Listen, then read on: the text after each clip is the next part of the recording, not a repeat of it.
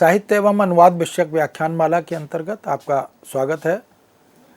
हम इस श्रृंखला में चर्चा कर रहे हैं राष्ट्रीय एकता और अनुवाद विषय पर। भारत के प्रत्येक नागरिक के लिए राष्ट्र सर्वोपरि है और राष्ट्र की एकता यह अत्यंत महत्वपूर्ण है।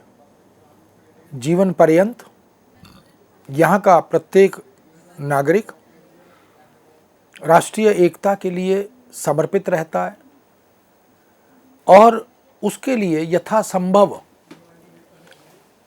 अपना योगदान भी करता है। समय समय पर अवसरानुकूल जहाँ जिस रूप में भी उसके लिए संभव होता है वह राष्ट्र के एकत्व भाव को बनाए रखने के लिए, प्रबल और पुष्ट करने के लिए अपनी रचनात्मक भूमिका निभाता है और यह कार्य राष्ट्र की एकता के विभिन्न आयामों को भी उद्घाटित करता है। अनुवाद और अनुवादक भी इस दिशा में महत्वपूर्ण भूमिका का निर्वाह करते हैं। हम जानते हैं कि हमारा देश एक बहुसांस्कृतिक और बहुभाषिक देश है। भाषा संस्कृति की वाहिका होती है, इसलिए प्रत्येक भाषा के साथ एक संस्कृति और एक संस्कार जुड़ा होता है।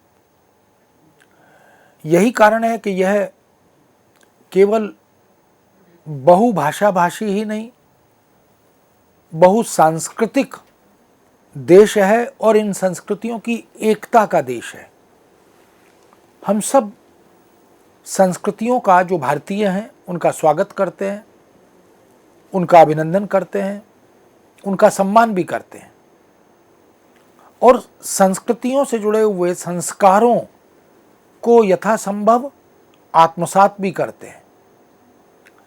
यही कारण है कि बहुत सी रचनाएं, चाहे वो साहित्यिक हों या साहित्येतर हों, उनमें राष्ट्र और राष्ट्र की एकता को सर्वोपरि रखने का प्रयत्न रचनाकारों का रहा है। कोई भी अनुवादक या अनूदित रचना सामान्यतः राष्ट्र के विरोध में या संविधान के मान्यताओं के विरुद्ध कोई बात या कोई स्थापना नहीं करती। अनुवादक का भी यह धर्म होता है, उसकी एक नैतिक जिम्मेदारी होती है और उसकी भी एक आचार संहिता होती है। उसका भी अपना एक सौंदर्य शास्त्र होता है और उस सौंदर्य को वो सत्य से और शिव से जोड़कर चलता है। इसीलिए राष्ट्र और राष्ट्र की संस्कृति की उस विरासत को, उस परंपरा को, जो बरसों पुरानी संस्कृति है, जो बरसों पुरानी मान्यताएं और परंपराएं हैं, हमारे आस्था और विश्वास हैं, हमारे रीति रिवाज हैं, हमारे पर्व उत्सव हैं और तमाम तरह की वो मान्यताएं जिसके सामने विश्व नतमस्तक होता है, कि अभावों के बावजूद हमने अपना धैर्य बनाए रखा, संघर्षशील रहे और हम अपने देश को कहाँ से निकालकर एक लंबी परतंत्रता के बाद, एक गुलामी के बाद भी हमने देश की एकता को, इस देश के विभिन्न नागरिकों की भावनाओं को मान सम्मान दिया। यह अनेक राज्यों का देश है और इस देश के राज्यों के विभाजन को यदि हम देखें, व्यवस्था को यदि हम देखें, तो वहाँ की भाषा भिन्न है, वहाँ की मान्यताएं, वहाँ के रीति रिवाज, वहाँ के पर्व उत्सव, वहाँ का खान पान, इनमें कुछ अंतर दिखाई देता है। लेकिन किसी भी राज्य का भारतीय नागरिक किसी दूसरे राज्य में प्रवेश करता है, चाहे वो भ्रमण के लिए जाए, पर्यटन के लिए जाए, शिक्षा दीक्षा के लिए जाए, रोजी रोटी के लिए जाए, मनोरंजन या अन्य किसी भी प्रयोजन के लिए यदि वो आवागमन करता है तो वहाँ की सांस्कृतिक मान्यताओं का सम्मान करता है और उनका आनंद भी लेता है। वहाँ के खान पान का, वहाँ की वेशभूषा का, वहाँ के आभूषणों का, वहाँ के पर्यटन स्थलों का, वहाँ की प्राकृतिक आभा का वो आनंद लेता है। इसीलिए उसे पूरे भारत का यह वैविध्य लगातार आकृष्ट करता है। यही कारण है कि दक्षिण भारत की चारों भाषाओं में अगर हम लिखित साहित्यिक और साहित्येतर रचनाओं को देखें, उत्तर भारत की, पंजाब की, हरियाणा की, राजस्थान की, हिमाचल की, उत्तराखंड की, किसी भी राज्य की हम अगर भाषाओं में लिखित रचनाओं को देखते हैं और उनकी अनुदित उपस्थिति का आनंद लेते हैं, उनके अनुवाद का आनंद लेते हैं, तो हमें ज्ञात होता है कि वास्तव में सांस्कृतिक वैभव की संपन्नता का यह देश पूरी दुनिया में विलक्षण देश है। इसीलिए हम अनुवाद में भी राष्ट्रीय एकता के भाव को चारों तरफ उपस्थित पाते हैं। हमारे प्रत्येक भारतीय भाषा के रचनाकार, चाहे वो कथात्मक रचनाएं हों, उपन्यास, कहानियां हों, नाटक हों, संस्मरण रेखाचित्र हों, जीवनियां हों, डायरी हो, आत्मकथा हो, आलोचना हो, पत्रकारिता हो, किसी भी क्षेत्र में हम देखें, हमारे लिए राष्ट्र और राष्ट्रीय एकता सर्वोपरि रही है। यही रचनाकार जब अनुवादक हो जाते हैं हिंदी साहित्य में या भारतीय भाषाओं में, असंख्य ऐसे सृजक हैं, रचनाकार हैं, जिन्होंने रचना धर्मिता के साथ साथ अनुवादक की भूमिका, अनुवाद कृत्य की भूमिका भी बखूबी निभाई है। इसीलिए हम देख सकते हैं कि हम सब किसी भी भाषा, भारतीय भाषा के कथ्य का, किसी भी भारतीय भाषा में अभिव्यक्त मूल्यों का, मान्यताओं का अभिनंदन करते हैं, स्वागत करते हैं और यथासंभव जो हमें अपने अनुकूल प्रतीत होता है, ग्राह्य प्रतीत होता है, उसको हम आत्मसात भी करते हैं, स्वीकार भी करते हैं। हम पूरे देश में पर्वोत्सवों के उपलक्ष्य में एक दूसरे का अभिनंदन भी करते हैं, शुभकामनाएं भी व्यक्त करते हैं। ये सब जो राष्ट्रीय और सांस्कृतिक एकता के आयाम हैं, ये मौलिक सृजन और अनुदित रचनाओं में बराबर उपलब्ध होते हैं।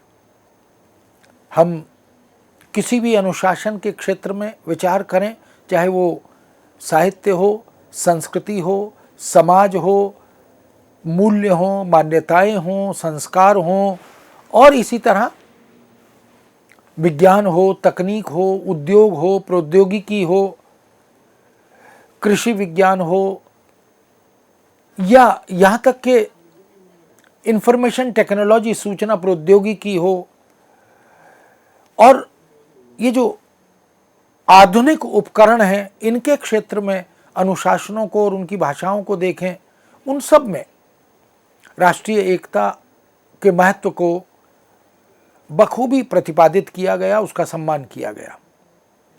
हम जानते हैं कि भारत में अनुवाद की एक सुदीर्घ सशक्त परंपरा रही है। बहुभाषा भाषी देश होने के नाते यहाँ का प्रत्येक नागरिक जन्मजात अनुवादक होता ही है, क्योंकि उसे कम से कम 2 भाषाओं का ज्ञान होता है, उसकी जानकारी होती है। इसलिए भाषा के जन्म के साथ साथ अनुवाद का भी जन्म होता ही है। और हमारे यहाँ तो वैदिक औपनिषदिक युग से पौराणिक साहित्य से, पुरा कथाओं, पुरा आख्यानों से अनुवाद की परंपरा विद्यमान रही है। साहित्य की अनेक प्रकार की विधाओं का अनुवाद, नाटकों का, कविताओं का, औपन्यासिक और कथात्मक रचनाओं का, चाहे पंचतंत्र की कथाएं हों, चाहे राम कथा और कृष्ण कथा हो, चाहे वेदों का भंडार हो, वेदों में जो उपलब्ध ज्ञान है उसका भंडार हो, उन सबको हम देखें, सबका अनुवाद सतत हुआ है और चल रहा है। अभी भी अनुवाद की वो परंपरा रुकी नहीं है। हम जहाँ से जो बेहतर होता है इन तमाम पुरा आख्यानों में, पुरा कथाओं में, उसको भारतीय भाषाओं में अंतरित करते हैं और प्रत्येक भारतीय तक और विश्व के प्रत्येक नागरिक तक उसे पहुंचाने का प्रयत्न भी करते हैं। उन सब के माध्यम से भी हम इस संदेश का संचरण करते हैं कि यह देश एक है, यह राष्ट्र हमारे लिए सर्वोपरि है और इसकी एकता का हम मान सम्मान करते हैं और उसके लिए हम मन, वचन और कर्म से समर्पित रहते हैं। इसलिए मित्रों, अनुवाद के माध्यम से भारतीय प्रत्येक व्यक्ति अपनी संस्कृति का अंतरण करता है। अगर वह अनुवाद करता है, अनुवाद पढ़ता है, तो वह देश की विभिन्न संस्कृतियों की मान्यताओं को, उसकी मूल्यवत्ता को समझ पाता है, समझ सकता है और उसे आत्मसात भी करता है। इसलिए जब हम राष्ट्रीय एकता के संदर्भ में अनुवाद पर विचार करते हैं तो उसकी महत्ता असंदिग्ध दिखाई देती है।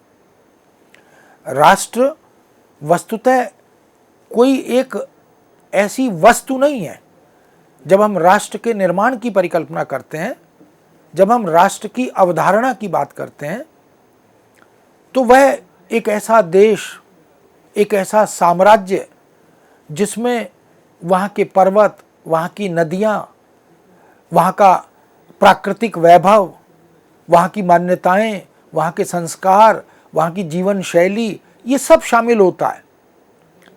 इसीलिए कहा भी गया, राष्ट्रे भवे इति राष्ट्रीयता। राष्ट्र वास्तव में एक बड़ी अवधारणा है और एकता की भावना उसके मूल में रहती ही है। भले ही राज्य अनेक हों, भाषाएं अनेक हों, जीवन शैलियां अनेक हों, लेकिन वो सब भारतीय हैं, इसमें कोई संशय, कोई संदेह नहीं रहता।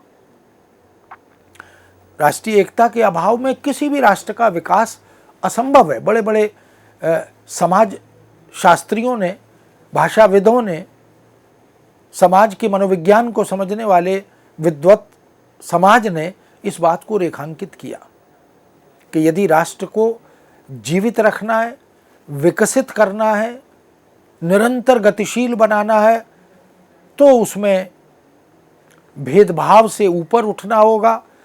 वो भेदभाव चाहे संप्रदाय के हों, धर्म के हों, जाति के हों, जीवन स्तर के हों, भाषा के हों, इन सब से ऊपर उठकर हमें एक राष्ट्रीय ध्वज के नीचे आकर उसकी एकता की भावना को सशक्त बनाना होगा।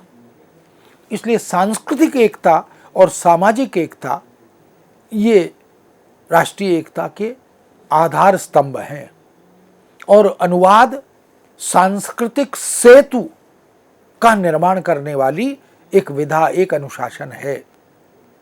बहुदिशागामी, बहुआयामी ऐसा सेतु है अनुवाद, जो परस्पर भाषाओं की वस्तु का विनिमय करने में, आदान प्रदान करने में, भाषाओं में उपलब्ध ज्ञान परंपरा से उपकृत होने में मदद करता है। निर्बाध आवागमन के रास्ते वो खोलता है। इसीलिए किसी भी मनुष्य का, वो अगर भारतीय है, भारत के किसी भी राज्य में वह नागरिक है, वहाँ रहता है, तो यह अनिवार्य है, क्योंकि भारतीय भूमि, भारतीय जलधारा, यहाँ की नदियाँ, यहाँ की हवा, यहाँ की मिट्टी हमें सांप्रदायिक सद्भाव से जोड़ती है, वो हमें सहिष्णु बनाती है, वो हमें अहिंसक बनाती है। हमारी जो भारतीय ज्ञान परंपरा के मूल्य हैं वो हमें पूरी वसुधा को एक कुटुंब के रूप में देखने की प्रेरणा देती है। इसीलिए राष्ट्रीय एकता को विद्वानों ने अलग अलग तरह से व्याख्यायित करते हुए कहा भी कि समस्त राष्ट्र को एकता के सूत्र में बांधना ही किसी राष्ट्र की राष्ट्रीय एकता है।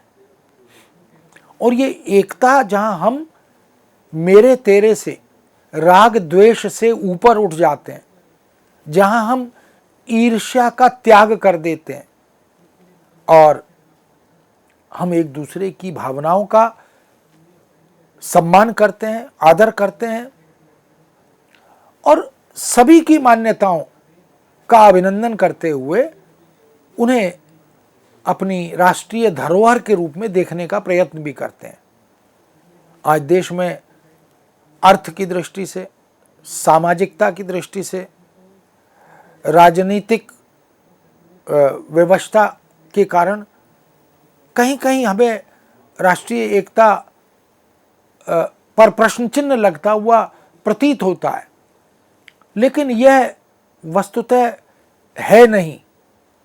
इस राष्ट्र को ईश्वरीय कृपा से कुछ ऐसी संकल्प शक्ति प्राप्त है, कुछ ऐसी अनुकंपा और कृपा प्राप्त है कि हम तात्कालिक रूप से भले ही लगे कि ये राज्य विशेष की भावना है, ये भाषा विशेष की भावना है, लेकिन वस्तुतः ऐसा है नहीं। हम उससे ऊपर उठकर संविधान में दिए गए जो नैतिक सिद्धांत हैं उनके परिप्रेक्ष्य में जिन मूल्यों की, जिन मान्यताओं की, जिन नियमों की व्यवस्था वहाँ की गई है उनको सर्वोपरि मानते हुए, उनका मान सम्मान करते हुए हम आत्मसात करते हैं और राष्ट्रीय एकता को हम अपनी जीवनचर्या का एक हिस्सा बनाकर चलते हैं। हम ये जानते हैं कि विघटन या फूट यह घातक है व्यक्ति, परिवार, समाज और राष्ट्र के लिए, और विश्व के लिए भी यह वस्तुतः संकट का संकेत लेकर आता है। इसलिए एकता ही उन्नति है और अनेकता की बात करें यानी फूट की बात करें, विभाजन की बात करें तो वह अवनति है। इसीलिए हम एकता में बल, इस पर बार बार चर्चा करते हैं और विघटन में या फूट में या बंटने में पतन है, इसकी भी चर्चा करते हैं। इसको अनेक मानव मूल्यों पर, सामाजिक मूल्यों पर, सांस्कृतिक मूल्यों पर काम करने वाले विद्वानों ने बार बार संकेत किया। डॉक्टर धर्मपाल मैनी ने तो इस पर विशेष रूप से मानव परक जो शब्दावली है उसमें इस पर कई स्थलों पर सौदाहरण चर्चा भी की। इसलिए यहाँ एकता को शक्ति माना गया और ये शक्ति राष्ट्र की शक्ति है। पूरा विश्व जिस राष्ट्र में एकता होती है वो सशक्त होता है, पूरा विश्व उसके सामने नतमस्तक होता है और उस शक्ति का स्वागत और अभिनंदन करता है। उन्नति एकता में ही निर्भर है और इसीलिए एकता को उन्नत जीवन का, उन्नत राष्ट्र का प्रतीक भी माना गया है। जिस देश में राष्ट्रीय एकता होती है उसे कोई दूसरा देश पराजित नहीं कर सकता। इतिहास इस बात का साक्षी है। हम जब जब विभक्त हुए तब तब हम पराजित हुए, वो चाहे देश के अंदर की स्थिति हो या देश के बाहर की स्थिति हो। इसी के माध्यम से देश के चारित्रिक बल का भी पता चलता है। जब हम एकता के सूत्र में बंधे होते हैं, जब हम निहित निजी स्वार्थों से ऊपर उठकर राष्ट्र की रक्षा की भावना से जुड़ते हैं, राष्ट्र की मान्यताओं के स्वागत और अभिनंदन से जोड़ते हैं तो हमारे चरित्र का, हमारे चारित्रिक वैशिष्ट्य का बोध न केवल देशवासियों को होता है अपितु पूरे विश्व को होता है। इसलिए राष्ट्रीय एकता को यदि अवधारणा के स्तर पर हम देखना चाहें तो मित्रों, ये राष्ट्रीय एकता अनुवाद की एकता से जुड़ी हुई है।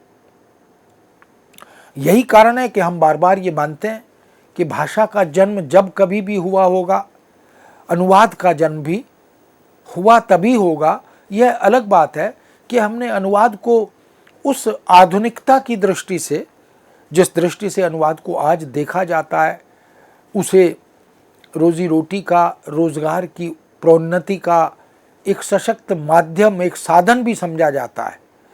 पहले हम भावना के स्तर पर, वैचारिकता के स्तर पर, संवेदनाओं के आदान प्रदान के स्तर पर अनुवाद को देखते समझते रहे, उसकी महत्ता को रेखांकित करते रहे। किंतु आज के युग में इसकी प्रासंगिकता निरंतर बढ़ रही है, बल्कि बढ़ ही नहीं रही, अपरिहार्य बनती जा रही है। चाहे व्यापार का क्षेत्र हो, सांस्कृतिक प्रचार प्रसार का क्षेत्र हो, सामाजिक मान्यताओं की स्थिति और उसको परिपुष्ट करने का क्षेत्र हो, इन सब को देखकर हम कह सकते हैं कि अनुवाद वास्तव में सामाजिक, सांस्कृतिक, सांप्रदायिक, भाषिक, शैक्षिक, इन तमाम क्षेत्रों में एकता के बिंदु उनको बल देता है, उनको परिपुष्ट करता है। और ये बात हम कह सकते हैं, किसी भी समाज और देश का विकास अनुवाद के बिना अब संभव नहीं है। इसीलिए अनुवाद को अब अग्रिम पंक्ति में वो महत्व दिया जा रहा है जो पहले कभी विलुप्त था या अदृश्य था।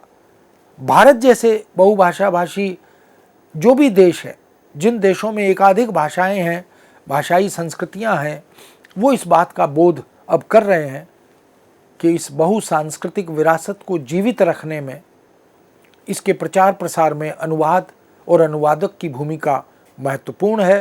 परस्पर संवाद को सशक्त बनाने की दृष्टि से भी अनुवाद अब बड़ी महत्वपूर्ण विधा और अनुशासन बन गया है। मित्रों, इस विषय को यहाँ विराम देते हैं। पुनः आपके समक्ष उपस्थित होंगे। आज्ञा दीजिए। नमस्कार।